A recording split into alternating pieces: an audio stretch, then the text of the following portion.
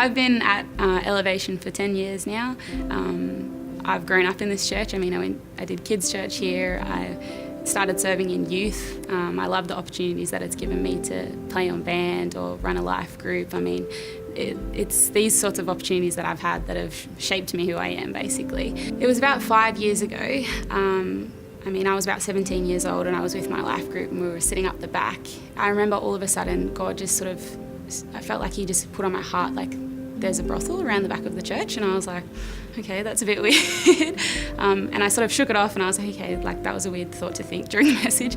Anyway, it sort of dropped in my mind, in my heart again, and I was like, what is going on? And it was almost like I felt this like tiny, tiny little God whisper of God just being like, I need you to go there.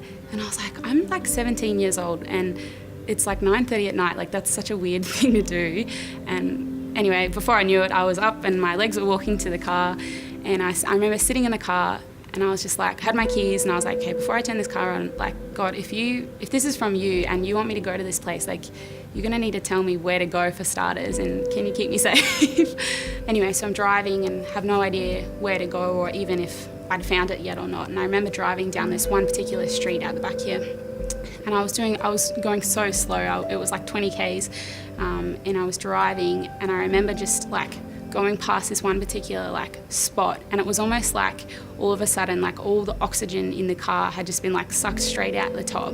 And I remember feeling this like really yucky, like it was like honestly felt just like I couldn't breathe, and it was just this like overwhelming weight. And then I kept driving, and then like I came back light again, and I was like, what? And so I put the car in reverse and kind of went back and then sunk back into this feeling, and I was like, okay, I think this is where it is. And I looked up the address on my phone, and I remember looking at the phone and seeing this place come up, and it was a brothel. And I remember going, okay, God's obviously showing me something here. And I remember looking at it, and it was like God had just said, Alex, I need you to come here and I need you to pray for these girls and fight for these girls because no one else is.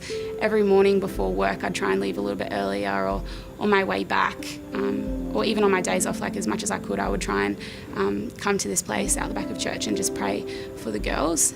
And I found myself, before long actually in this particular brothel, like talking with the girls and hanging out with them and loving on them. I saw an email come through in my uni emails about this opportunity to go to Mexico. And as I was looking at this email, I just felt like God was just like, you need to apply for it, you need to go. I didn't necessarily know what to expect or what the main reason was that I was going. I just know that he's given me a heart for people. There was a lot of things that I was nervous about heading into this trip.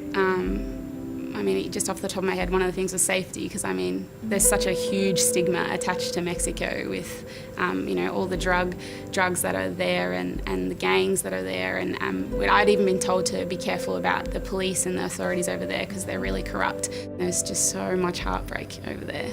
I got to meet a bunch of amazing people from some pretty heartbreaking places of the world. It was really cool to be able to just love on someone who I'm never gonna see again, but I guess it just kind of held up a big mirror for me in my life, being like, I'm so blessed to have hope and to know Jesus. And it just reminded me that just like them, I'm actually born for more too, and I've been blessed with so much that I want to be able to give it to other people just like them.